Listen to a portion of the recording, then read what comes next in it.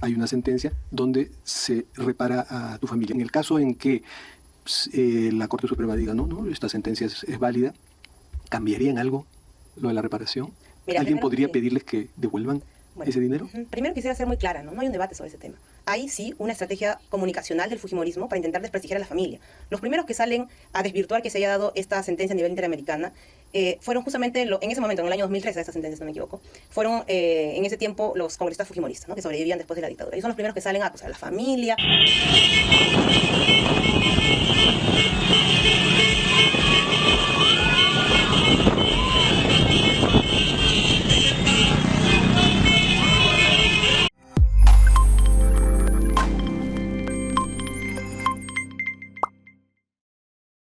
Como se recuerda, Indira Uilka, excongresista de la República, en entrevista con el programa Nunca es tarde de RPP, negó que haya un debate sobre una posible devolución de la reparación civil que recibió su familia por la muerte de su progenitor, Pedro Uilka. Esto luego de que anoche el Poder Judicial absorbiera a los supuestos responsables en el crimen del desaparecido dirigente sindicalista. La exparlamentaria enfatizó que su padre fue víctima del gobierno de Alberto Fujimori y que la reparación se dio a través de una sentencia de la Corte Interamericana de los Derechos Humanos, la cual señaló que el Estado fue responsable de que no se diera una correcta investigación. La ex aliada de Pedro Castillo indicó que la sentencia de la Corte Interamericana de los Derechos Humanos no establece una sanción penal, sino que el Estado incumplió su labor de garantizar justicia porque no hubo responsables en el crimen. Ciudadanos cuelgan gigantografía en la vía expresa.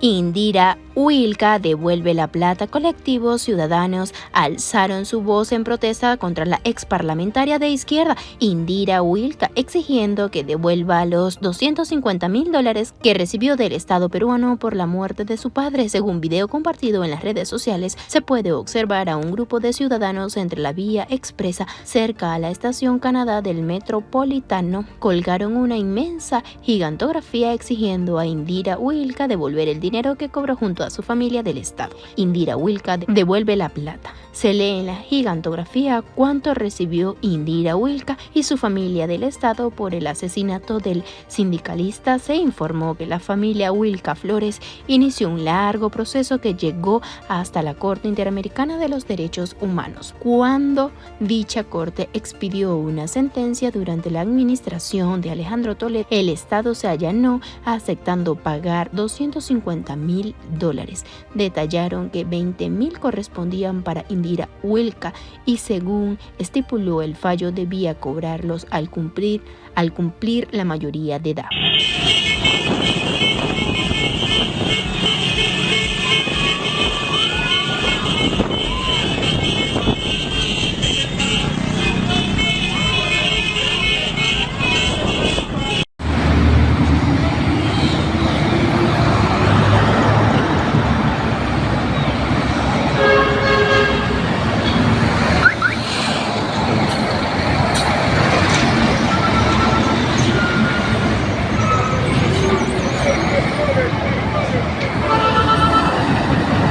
La Corte Interamericana, También, sí, que no determina responsabilidades penales, digamos. y que no determina quién asesinó a Pedro Uilka, sino investiga, está operando, investiga, no investigan. Hay una sentencia donde se repara a tu familia. En el caso en que la Corte Suprema diga, no, esta sentencia es válida, ¿cambiaría en algo lo de la reparación?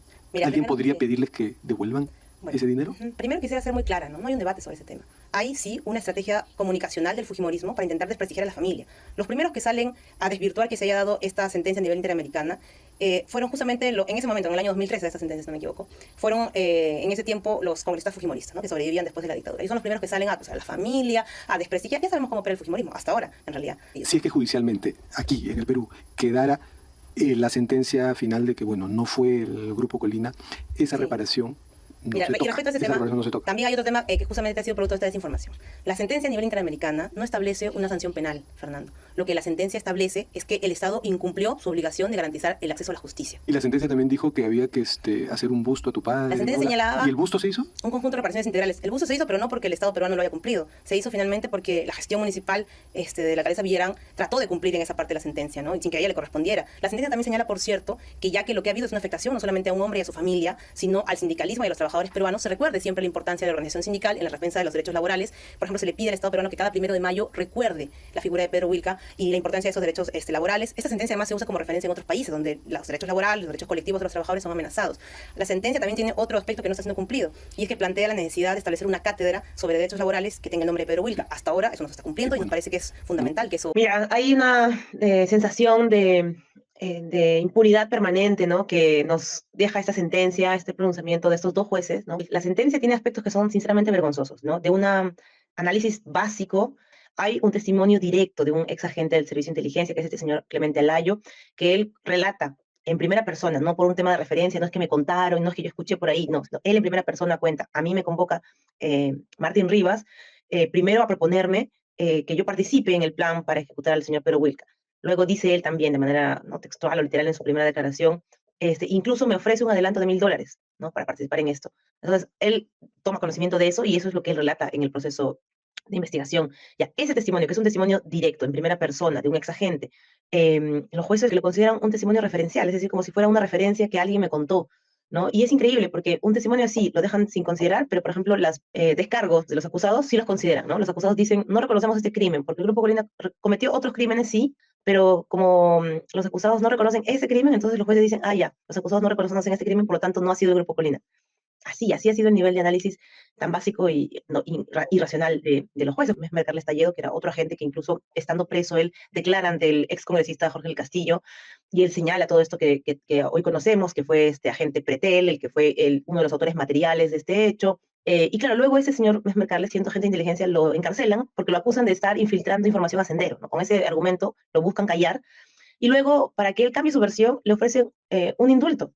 Y ese indulto se lo dan en la misma época de la dictadura, ¿no? Y con eso él cambia su versión, o en todo caso deja de declarar, nunca más declara y se va del país. O sea, el voto en contra, ¿no es cierto?, en esa sentencia ha sido de un tercer juez que él señala la debilidad del argumento de sus otros dos compañeros, ¿no?, de sala, ¿no? Y él dice, entre otras cosas, claro, uno tiene que analizar los testimonios y ver qué coherencia hay a lo largo del tiempo en estos, ¿no? Entonces, ¿cómo es posible que no sea tan claro para estos otros dos jueces que si tienes a un testigo, ¿no es cierto?, que es este agente, que da un testimonio y luego de unos meses lo indultan, y deja de declarar, es obvio que hay una presión política después para que deje de hacerlo, ¿no? Está clarísimo eso y eso no ha sido valorado por los dos magistrados que absolvieron al Grupo Colina, ¿no? Ese es, por ejemplo, un ejemplo de cómo ha sido sustentada esta sentencia que absolve a los señores. Dicen, en el Grupo Colina solamente existió hasta el año 92, según ellos. Y dicen, claro, el crimen del señor Wilca fue en el diciembre, entonces, por lo tanto, no había Grupo Colina, no había atentado.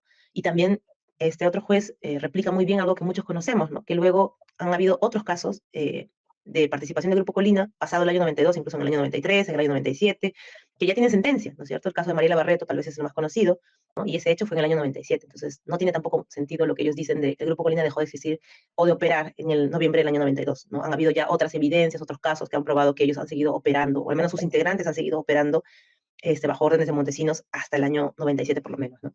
Él era un dirigente sindical, era secretario general de la CGTP en el año 92 y antes de eso había sido también por muchos años secretario general de la Federación de Construcción Civil. Entonces era un hombre con un liderazgo muy, muy importante en el país, ¿no? Que durante incluso los periodos anteriores de gobierno tuvo una presencia pública liderando protestas, movilizaciones, también generando acuerdos, ¿no? Logrando algunas conquistas laborales para su gremio, Construcción Civil, pero llegado el año 92, pero adquiere, digamos, una visibilidad aún mayor en términos políticos porque se da, pues, primero en el año 92 el golpe de Estado de Fujimori, ¿no? Con este golpe él cierra el Parlamento, rompe el orden constitucional, toma el control de otras instituciones y bueno, Pedro, el frente de la CGTP es uno de los líderes que sale a denunciar abiertamente el golpe. El 5 de abril el ejército allanan varios sindicatos, ¿no? Van a las oficinas de la CGTP, de la Federación. Entonces hay todo un proceso de amedrentamiento a las figuras que tenían una visibilidad que denuncian este golpe, ¿no? En ese momento él plantea que era urgente y necesaria la unificación de las centrales sindicales porque solo así se le podría hacer frente al intento de la dictadura de modificar las leyes laborales. Entonces todo eso pues explica el contexto en el cual él era permanentemente acosado y amenazado por el régimen fujimorista, ¿no? Al menos el año 92 fue un año clave, ¿no? Respecto a esta posición que él tenía de crítica frontal a la dictadura. Como la Fiscalía señala que hay un móvil político detrás de este hecho, porque Pedro Wilca era un opositor importante al régimen Y luego hemos visto además ya con la caída de la dictadura cómo cualquier opositor no público era parte de un operativo de inteligencia, o era arreglado, o era amenazado. En algunos casos extremos, pues llegaron a ejecutar algunos personajes incómodos, ¿no? Pero bueno, el proceso va a seguir entonces porque creemos que hay argumentos y hechos de sobra y evidencias de sobra, ¿no? Entonces sabemos que por delante hay un camino largo para que se haga justicia, pero no vamos a dejar de exigirla, ¿no? Sabemos que con las adversidades que en nuestro país existen y con el interés político incluso de algunos sectores que hoy día salen a defender al Grupo Colina. Esa es la realidad, ¿no? Hay algunos que, incluso medios de prensa, que pues no sorprende su filiación política, ¿no? Pero lo que sí sorprende es que tengan el cinismo tan grande de, en la práctica, celebrar que el Grupo Colina haya sido declarado inocente, porque eso es lo que están haciendo, ¿no? Entonces, ¿qué tipo de ética pueden tener ciertos periodistas de creer que están celebrando algo que es correcto cuando lo que ha pasado acá es que al Grupo Colina y a Montesinos, que son criminales probados, ¿no? Violadores de los derechos humanos, han sido declarados inocentes en una sentencia bastante débil?